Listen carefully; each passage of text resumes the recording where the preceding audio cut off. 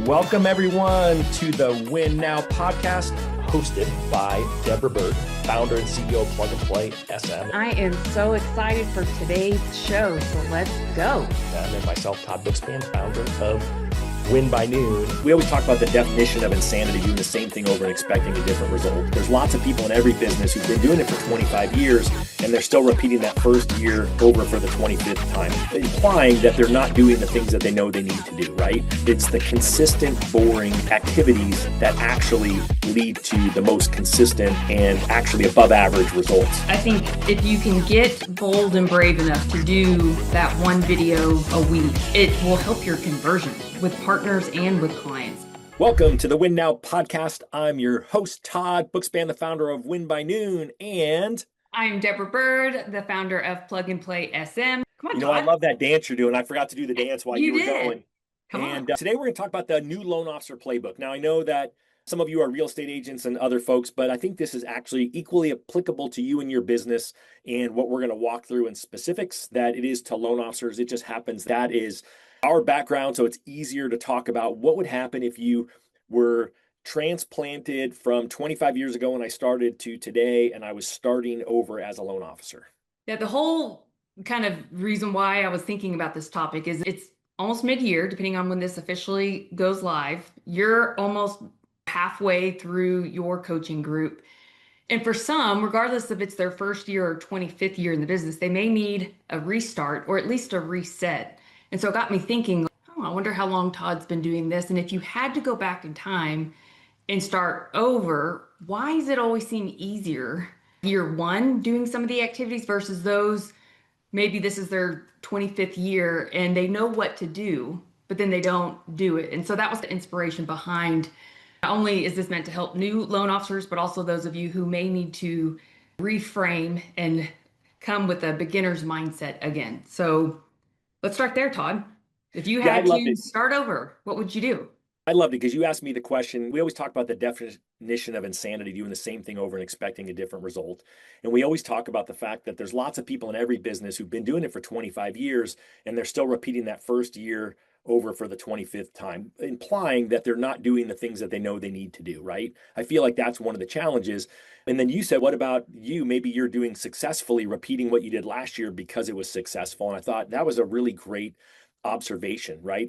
It's the consistent, boring activities that actually lead to the most consistent and actually above average results. And so I was thinking about, if I'm a new loan officer, like, where am I going to start? And I think where people really lose momentum right out of the gate is they spend so much time on the setup. And so I would just say, give into whatever setup your company has, go through the training. Don't feel like you got to be smarter than the company's CRM. Don't feel like you got to be smarter than anything else. If you need to work off of a spreadsheet to start, just start. Don't spend so much time feeling like, wow, I spent 90 days setting my business up. Now I can take action. Wrong. You actually have to start taking action from day one, because if not, in 90 days, you're going to be like, I still don't have a paycheck. Oh, but my CRM is really good. My follow-up campaigns are good. Just steal whatever exists within your company. Use their mediocre follow-up emails, use their mediocre everything, and then you can fix that over time. And so number one is, don't get bogged down in the initial setup. Yes, you can schedule time for setup, but most people would be better served just not worrying about that and then building the airplane in the air, so to speak, right? Like, figure out how to get good at your CRM when you've got your first leads in there versus trying to spend all this time up front before you ever have anything to put in the system. So I love that. But then my brain immediately went to, if I'm a new loan officer, how do I know what those right activities are? Because there's a lot of noise out there. So how do you know which boring things to do first in order to really get you started? You and I did a podcast earlier this year on your ideal week. And so I think you have to build out your ideal week, and success leaves clues. And so if you're listening to this as a new loan officer, you probably already know, what are the activities that I need to be doing day in and day out, week in and week out, these consistent, boring things I'm talking about. And then how do I design that into my week? Because in the end, it all starts with your calendar. If you've got a great calendar, then you can do it all. And I try not to insult people. I stole this from Joe Obrey. He's a real estate agent with Kevin Kaufman's team in Arizona. And he looked at all of his people and he's coaching them and said, you all got in this business to set your own hours. And that's the exact reason you fail. And Oh, ultimately, it's because I hate to say it, I don't know too many loan officers who actually work 8 hours a day. I hate to say it, if I'm looking over most of your shoulders, you're maybe working for an hour or two. You're busy for 8 hours a day. Don't get me wrong, but it's the busy doing what? And if you're really intentional around the activities that you need to do and you build out your ideal week, go back and listen to that video. I don't want to dig into it now, but the bottom line is we know we got to make more calls, we got to talk to more people, and we got to meet with more people. Those three things are what's going to lead to transactions. And so the bottom line is this is if you don't have that time scheduled in your week on Monday morning when you start, then guess what? You're going to get to Friday and you're going to go, huh, that's really weird. I didn't talk to anyone this week. I didn't really meet with anyone this week. I think you know what I doing my operating system group coaching program now, and it's about a third with brand new, a third the middle. And I don't ever want to insult anyone. These are the people that have been in the business though for 10 to 30 years and are inconsistent. They're not doing 5 loans a month consistently. And then I've got a third who are doing 5 loans or more consistently. And it's kind of weird that the brand new people are struggling. Some of them are all in, they're doing the activities, and guess what? They're starting to see results. The middle group is struggling because they've got the curse of knowledge. They've been doing it so long and they've been putting off these things. But I got people who are recording videos for the first time. I love it. way to Actually, go. they're putting themselves in uncomfortable situations for the first time. And I love that too. And then guess what? The experienced people, they're actually pretty darn consistent at what they're doing, but they're stuck. And that's the reason why they joined up to see, okay, what can I figure out from Todd's systems to maybe tweak my system? What's maybe some magic words that he uses because he's an exactly what to say guy, or a script that I can use, or maybe some inspiration because sometimes we just need, as Jonathan Roach would say, energy and enthusiasm to move forward. But I think you really have to focus on your week, and then you've got to really protect it. You've got to be committed to it, because in the end, if you don't know what the activities are, and then at some point you'll start tracking those activities. Again, I don't want to get off on a lecture on tracking, but if you start tracking those, you literally might just have one outbound call the first week, and you might have no conversations the first week. That's not a great start, but it's a start, right? Then the next week you're like, gosh, I did one last week, I better do 2 this week. Or hopefully it's I did 1 yesterday, I better do 2 today. There's a thing that you and I've talked about before, putting yourself in the path of opportunity, right? And so if I'm brand new, I got to also figure out what's out there? What can I hear from the atmosphere, right? What real estate agent events are going on? Is Tom Ferry in town? Can I go there and bump into some real estate agents? Is a title company that I don't even know anyone at yet, are they hosting an event where I can buy a ticket or invite myself to and meet some agents? Because again, then I can follow up with them the next day. I can potentially schedule coffee or jump on Zoom with them to figure out how to have those interactions, because those interactions is what leads to future activity and future transactions. Okay, so essentially, don't get bogged down in the minutia of what robs you from real success. What would be number two?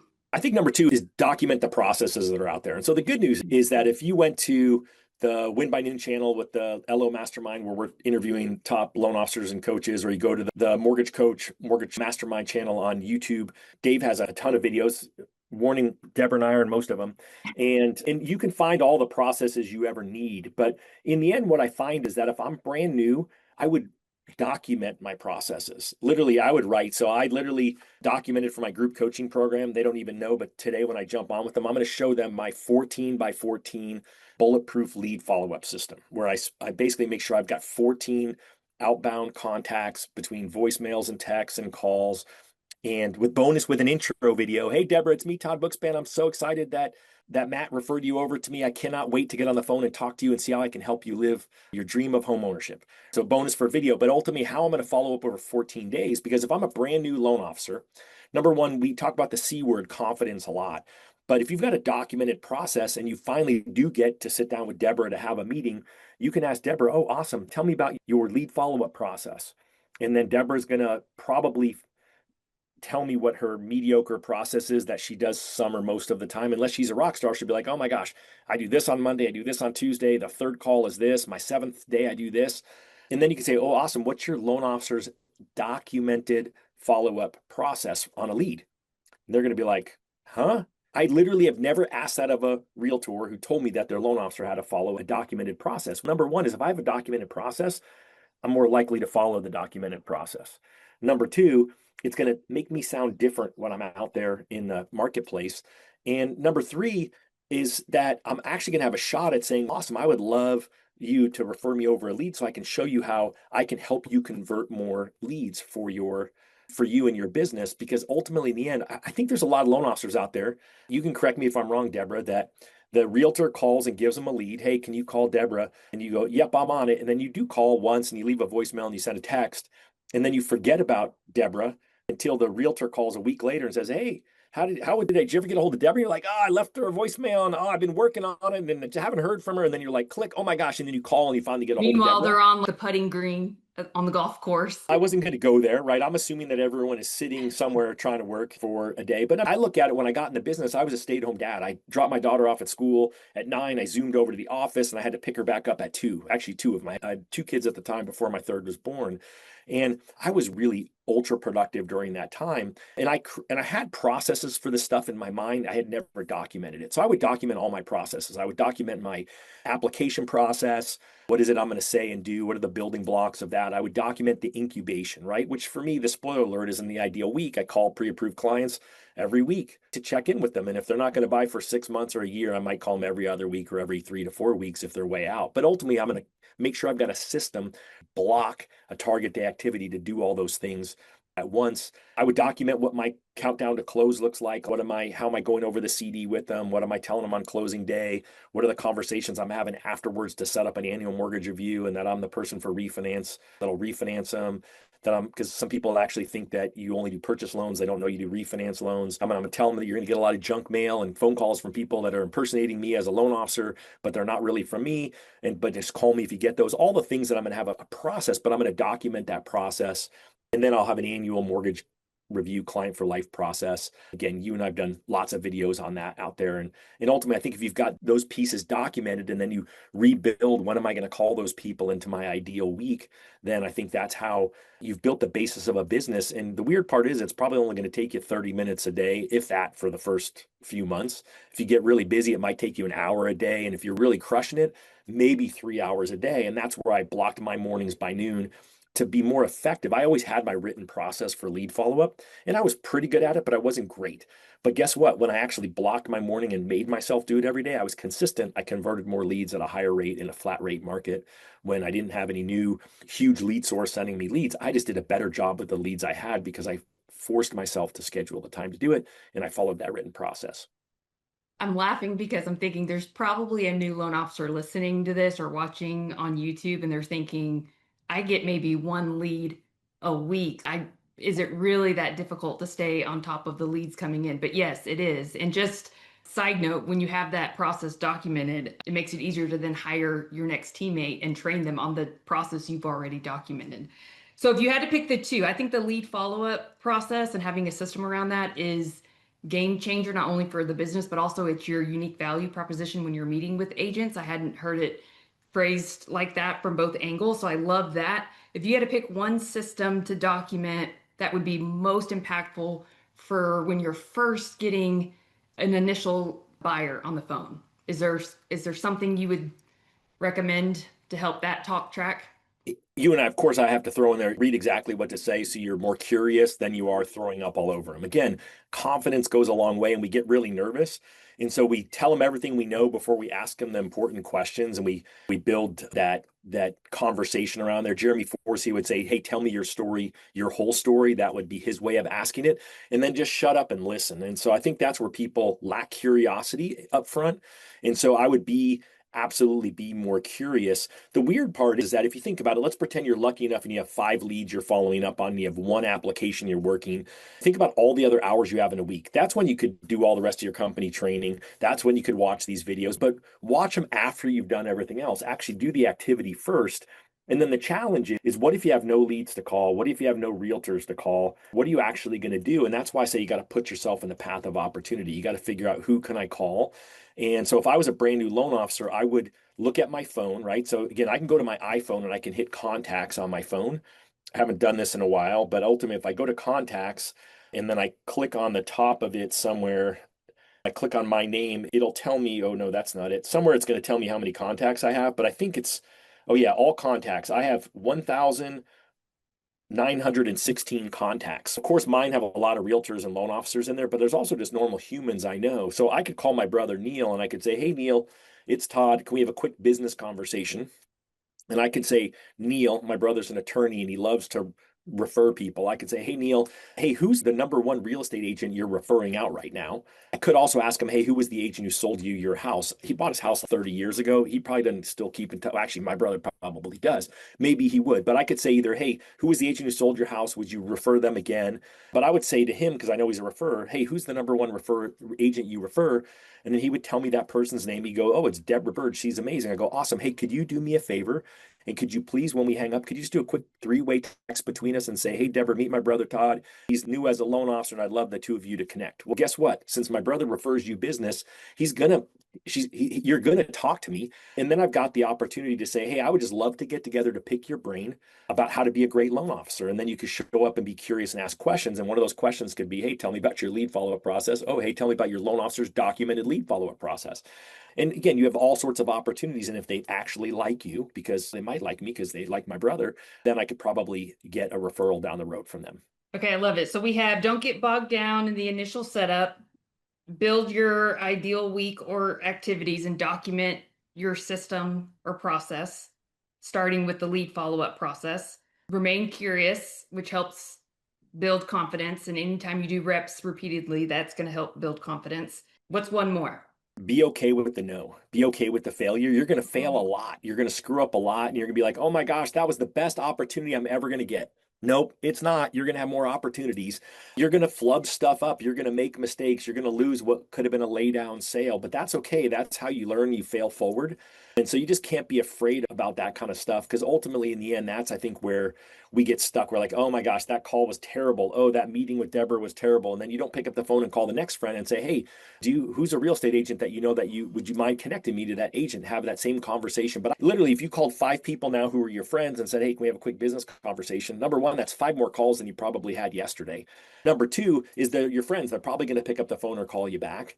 And you could just leave a voicemail. Hey, Deborah, it's me, Todd. Hey, I just have a quick business question for you. If you don't mind, could you please call me back? Right? Again, think about the ways that you say these things that are non-stressful. You're not calling them to talk about what's going on in World Cup soccer or anything like that. You're calling them to talk to them about a business opportunity and make it quick because it's the middle of their day and they got to get back to work. But ultimately, you could do that. You could call 2 people a day and you could then have 2 realtors a day that you can connect with. You could also do that with insurance agents, with financial advisors, with title reps, right? If you know a realtor that's a friend of yours, you could just say, hey, Deb, do you mind? Who do you use for title? Oh, I use Kendra Watkins. Great. Could you do a quick email introducing me to Kendra Watkins? Because guess what? Title reps would love to meet with you. And then you could say, hey, what type of events are you doing that are coming up? Hey, is there any way that I could attend that event? Don't say I'm going to sponsor it, right? Don't give up money that you don't have.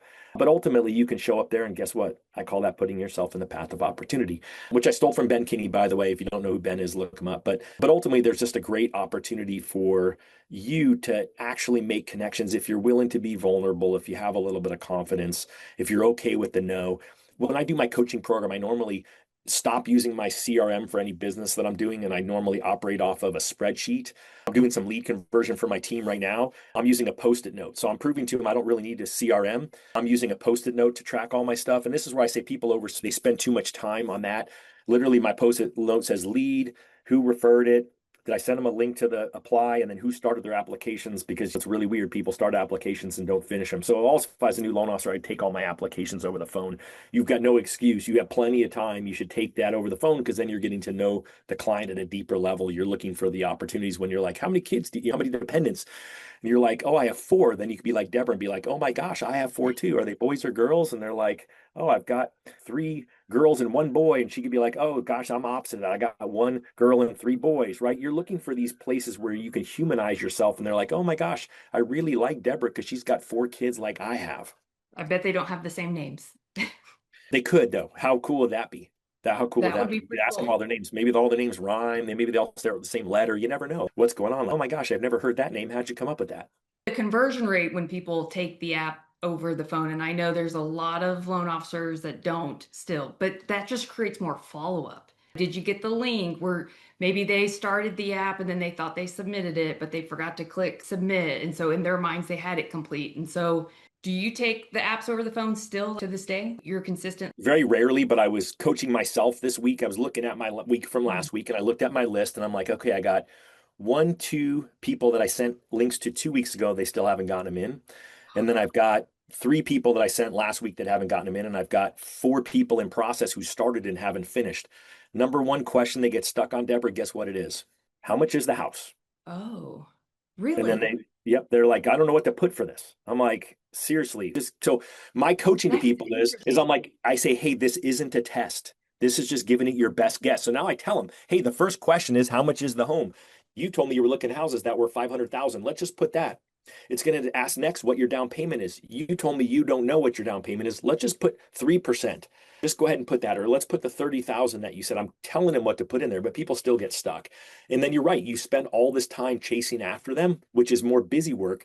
But I feel like for most loan officers, they would have the benefit of connection. They would have less follow up and time. You'd have a more complete application for yourself or your process or whoever's going to review it, because they're going to put in there that they make $10,000 a month.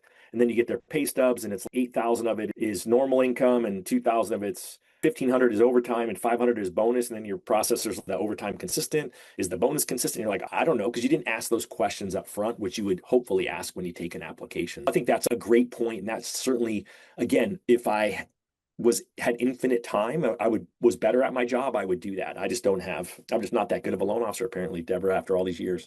Anything else you can think of that comes to mind? If you were either relocated, had to start completely over, or if you had to give yourself advice for the Todd Uh, 25 years ago? I mean, Anything left off? I said video is important, right? You know that. You talk about this all the time, and certainly from a video perspective, I think one thing that would be, I haven't tested it, but it's on my to-do list, would be to introduce myself via video to leads. I think I'd get more leads on the phone if I send them a video. It's easy if you use a native phone. We use Ring Central because the fact that I don't do all the parts of a loan and don't do loans every day, and it's harder to do it there. So it's not, that's an excuse. Just so you know, that was an excuse. I could record a video and then upload it and send it. So it's on my to-do list just to test it, because I want to test it for my group coaching people. And then number two is I would do a weekly video of something else that's out there. I'll make sure we put a link into it. But I saw a video today that said how AI is messing up the housing market. It told a story of Ryan Serhant, how it almost blew a $50 million deal. And he said that it almost blew the $50 million deal. Actually, I won't bore you with the story, but the bottom line is I would actually record a video on that says, awesome, hey, this is a video for my realtors, my buyers, and my sellers, and here's what AI is doing. And I would walk through the different points that they made in the article. I'd make it 2 minutes or less. I'd post it to social media, and I would text it to the 3 realtors I know if I was brand new. I would text it to my 3 clients that I'm working with. If I'm brand new, I'd also use it as a reason to call people, right? Oh, hey, I just sent you the video. What did you think? Hey, I just read this article. What do you think, if you're too scared to do video? But I think that's one of the other areas where if you really want to build up interaction with people, is provide value on a weekly basis. And so I would do that either with just a quick under 2 minute rate update that's consumer friendly, that they can share with, that a realtor can share with their clients, and that you could share with clients, just of what's going on, because there's so much turmoil going on with interest rates, and people always want to know that. You could do that weekly, super easy.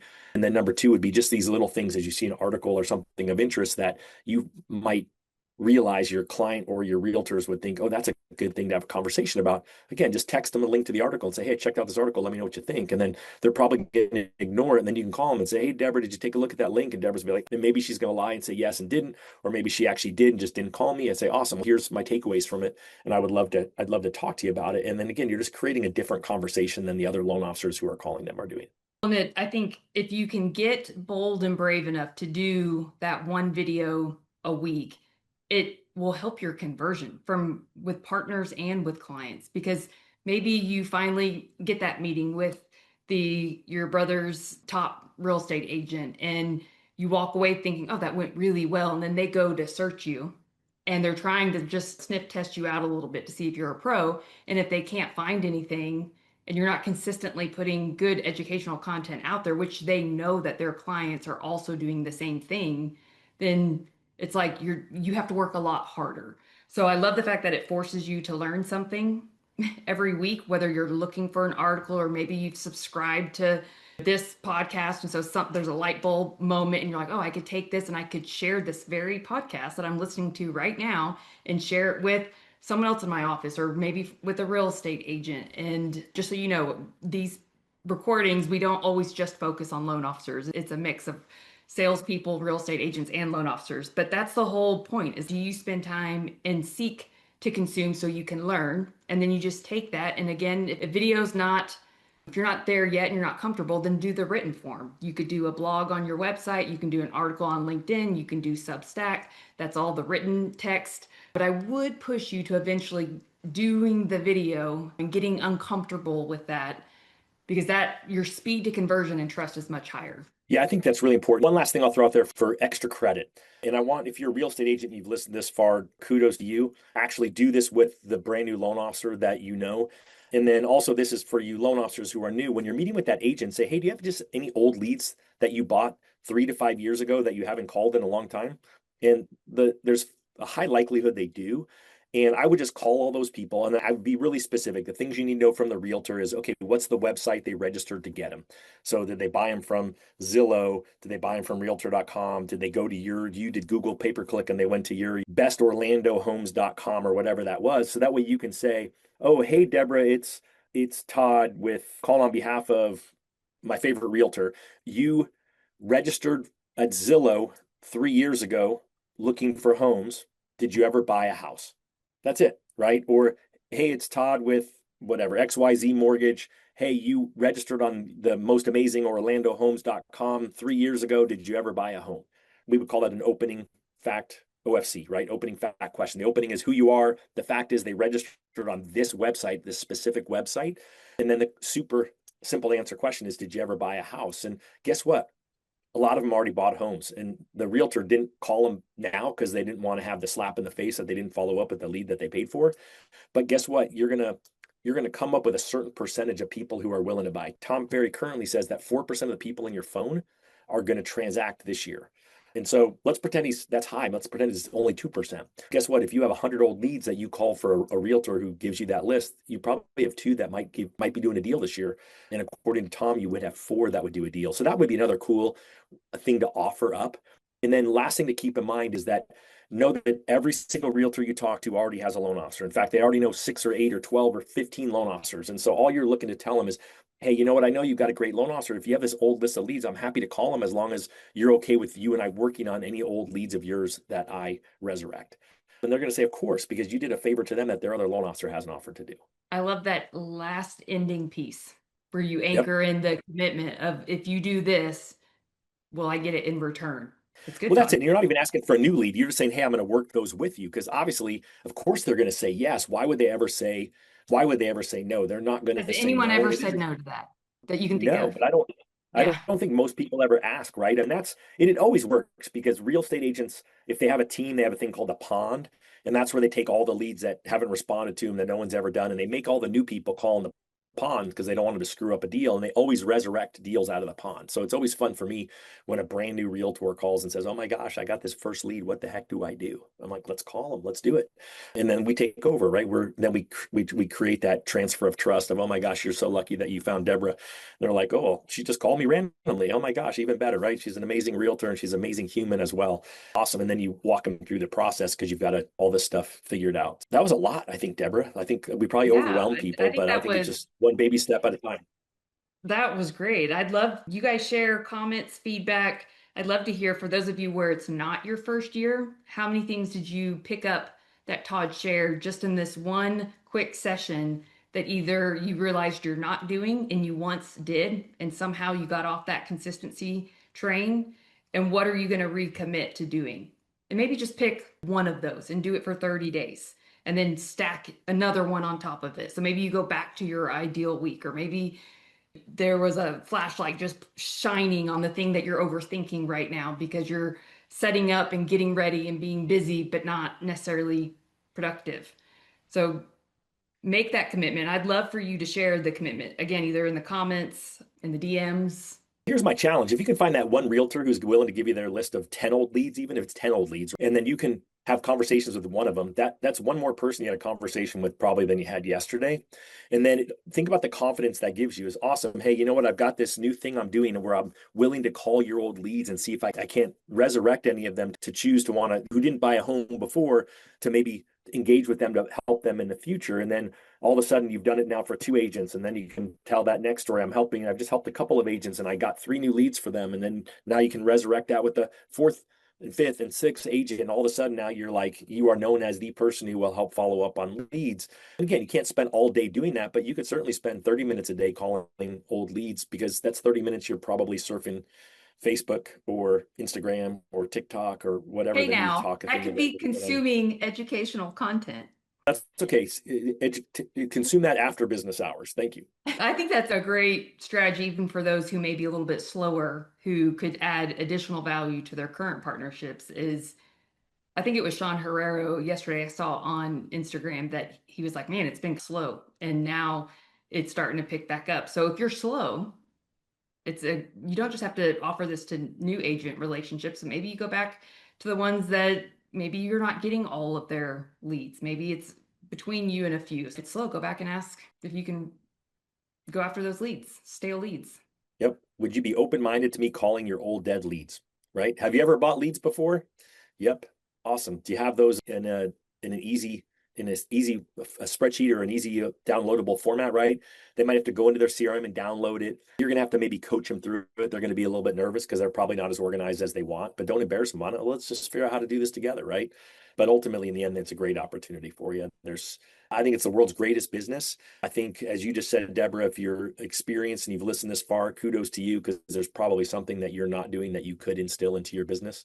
And the bottom line is this, is that we want you to win in every market. But if you're brand new, if you're a leader, please share this with someone else who's new. I think that there's definitely some gold in there. And then figure out of these things which you can implement now, which you can implement immediately and get going. And that's just the first domino, and then make the list and start implementing the others as you go along. Thanks, everyone. We'll see you next week. Hey, make sure if you haven't done so, be one of the few people who actually hits the subscribe button. That'll help us immensely in our analytics, as well as it'll make sure that as we have future episodes that pick up steam here, it'll notify you automatically. And please, as always, if there's someone else who you think might benefit this show, please share with them as well. And now all you have to do is win now.